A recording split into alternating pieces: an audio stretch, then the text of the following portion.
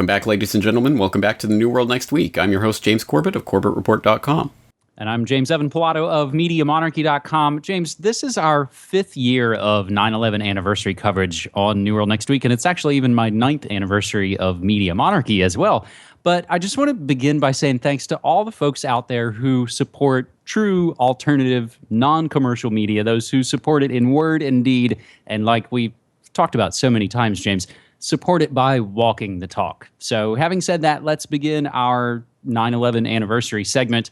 Massive Times Square billboard to show video of Building 7 destruction, starting September 9th, running all the way through October 5th.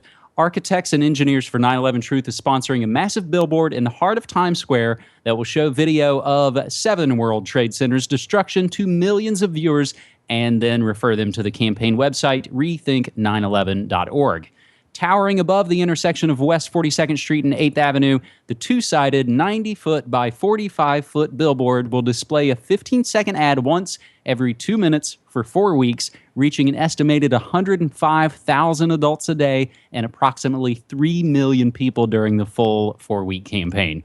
The goal of Rethink 9/11 is to spark public dialogue around the little-known destruction of Building 7, which polls in recent years have found nearly half of all Americans and 1/3 of all New Yorkers do not even know occurred. James, our other story surrounding 9/11 this year is just the sort of amorphous general be afraid of everything. So this is an interesting one from the Associated Press. NYPD on the eve of 9/11's 13th anniversary, terror threat more complex than ever. Airstrikes in Iraq. Ongoing unrest in Syria, and the beheadings of 2 American journalists are casting a long shadow over the 13th anniversary of the September 11th attacks. While there is no specific threat against New York ahead of the Thursday commemoration, the rising power of disparate militant groups around the world presents the most complex terrorism danger since the Twin Towers were destroyed, New York intelligence officials said this week. John Miller, the NYPD's Deputy Commissioner of Intel and Counterterror, said, quote, "When you look at the level of sophistication, the amount of slickness applied to their video production, the amount of thought that goes into creating a narrative, they're doing the same kind of thing as we've seen in commercial publishing or in the ad industry." End quote. New York remains the top target, and that makes preparing for big events, including the U.S. Open tennis tournament, the United Nations General Assembly, and the 9/11 commemoration that much more critical, officials said. Plus, the man commonly referred to as Barack Obama plans this week to outline an expanded U.S. campaign against militants in Iraq and Syria following the alleged beheadings of American journalists James Foley and Steven Sotloff. And James, will get into this in just a little bit, but Barry's aforementioned speech is actually going to get rolling here in about 30 minutes from when we're recording this. So we'll include other related stories, one from the Reuters getting into New York and the memorial and all of those things. However, one, James, coming from you, a recent post on GRTV, NSA whistleblowers support 9/11 Truth. That's William Binney, and also, of course, Richard Gage of Architects and Engineers for 9/11 Truth. And finally, James, as I noted, this is our 5th year of 9/11 coverage. We'll include for folks links back to all of our previous years covering the 9/11 anniversaries, +9, +10, +11, +12. And this would have actually been our 6th year of 9/11 coverage, James, but we actually started New World Next Week just a month after the 8th anniversary. James, your thoughts on this 13th anniversary?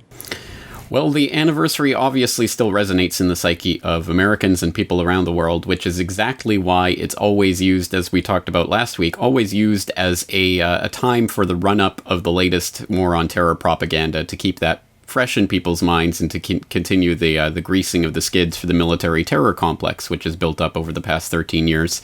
And that's why we're seeing all of this ISIS crisis and shenanigan nonsense being built up right now.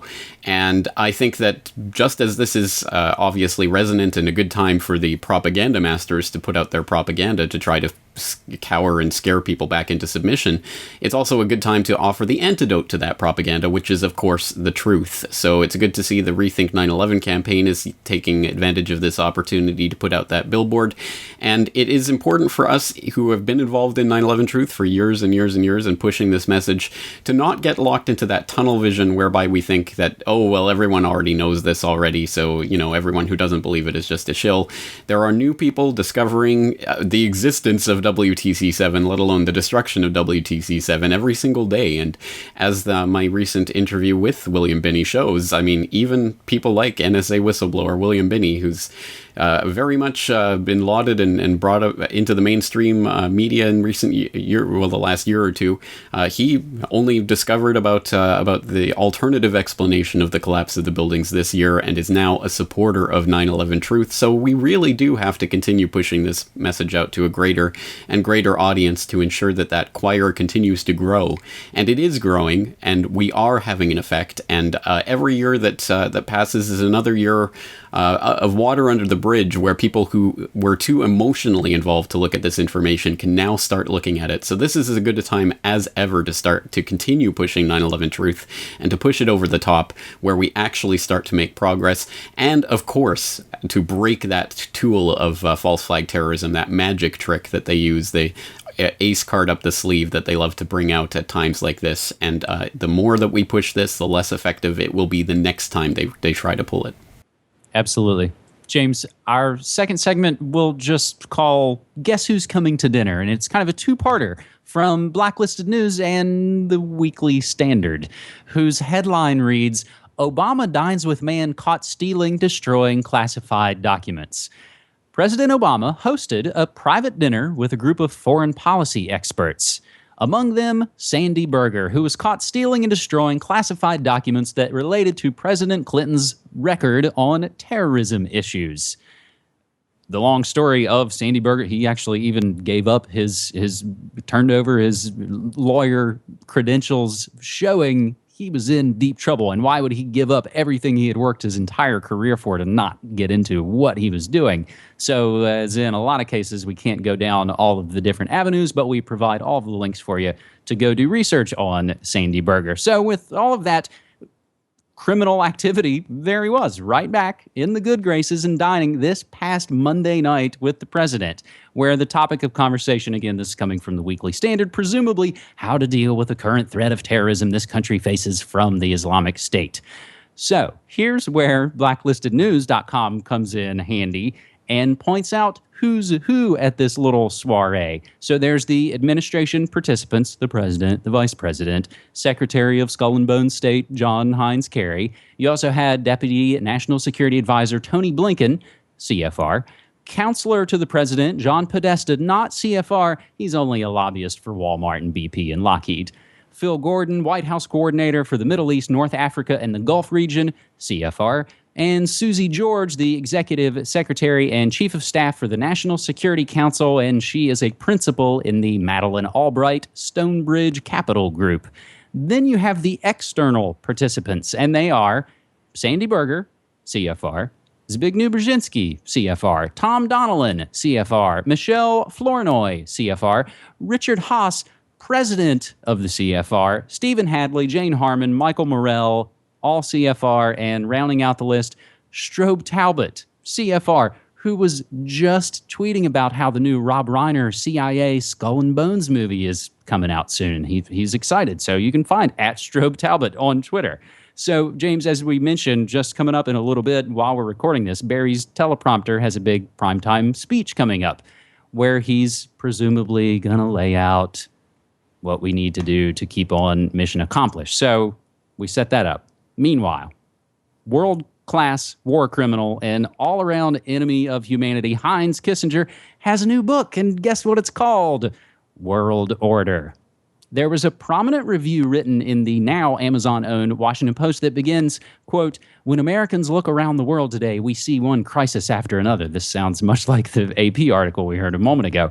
Russian aggression in Ukraine, extremism and chaos in Iraq and Syria, a deadly epidemic in West Africa, escalating territorial tensions in the East and South China Seas, a global economy that still isn't producing enough growth or shared prosperity. The liberal international order that the United States has worked for generations to build and defend seems to be under pressure from every quarter. It's no wonder so many Americans express uncertainty and even fear about our role and our future in the world. In his new book, World Order, Henry Kissinger explains the scope of this challenge. His analysis, despite some differences over specific policies, largely fits with the broad strategy behind the Obama administration's effort over the past 6 years to build a global architecture of security and cooperation for the 21st century. End quote from the new Kissinger World Order book review in the Washington Post.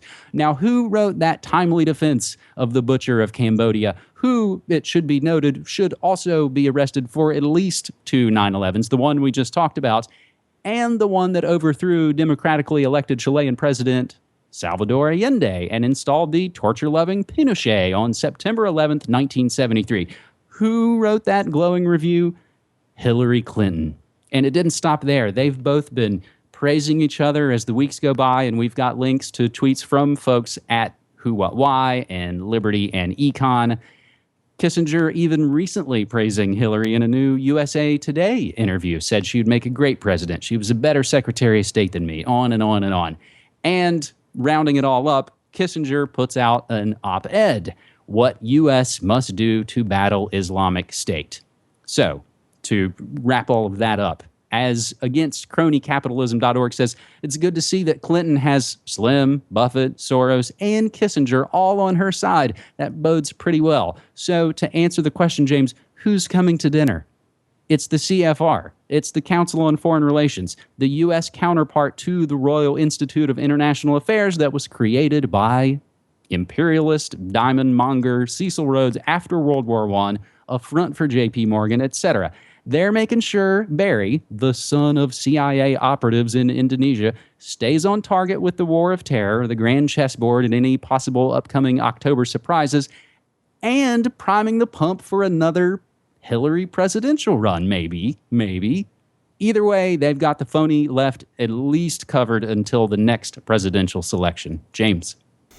Well, you covered it beautifully there. I don't have a lot to add to it. I mean, here we have all the CFR vermin congregating for their little dinner, and they're eating Sandy Burger, I guess, tonight. There's so much to say there, but I think you said it all. It is just more part of that, here's the crisis, what's the solution, and patting each other on the back that is indicative of the system that we've been led into, and that goes back, as you say, to the Cecil Rhodes Roundtable and all of this other stuff from which the CFR sprang, and which is echoing down through to today. So it is absolutely par for the course, nothing particularly surprising, and not particularly surprising that Heinz Kissinger is writing about world order and talking about the type of world that the CFR wants to lead us into. Once again, we just have to deliver the antidote to that propaganda, the truth.